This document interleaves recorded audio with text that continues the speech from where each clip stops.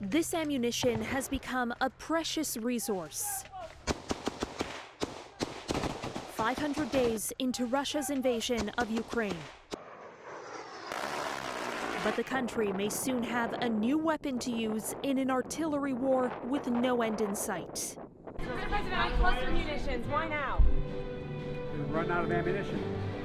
President Joe Biden is planning to send cluster bombs to Ukraine for the first time, a weapon shunned by more than 100 countries, including Canada. The U.S., Ukraine, and Russia are not among them. Cluster bombs seen here in U.S. Defense Department video explode midair to randomly scatter smaller bombs over a huge area. Depending on how they land, some of them don't go off and will hang around. And that can pose a danger for decades to come, killing civilians who stumble on them. It was a very difficult decision on my part.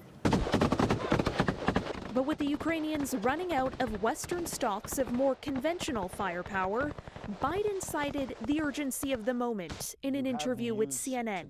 The main thing is they either have the weapons to stop the Russians now or they don't, and I think they needed them.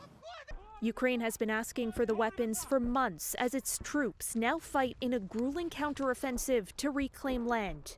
In defending the move, the Pentagon says the U.S. weapons have a low dud rate, meaning there will be fewer unexploded rounds left behind.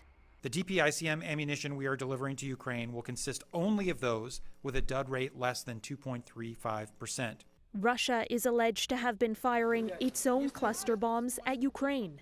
Their munitions leave almost 30% behind unexploded, and that is what we're concerned about. And Russia has used these weapons specifically in civilian areas.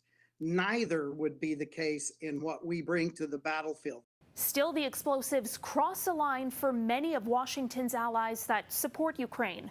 While Canada did not directly criticize the U.S., the federal government told CityNews in a statement this country does not support the use of cluster bombs. As for NATO, its Secretary General says the alliance has no position on the weapons, telling reporters that it will be up to governments to decide and not for NATO as an alliance. For CityNews, I'm Caryn Ceolin.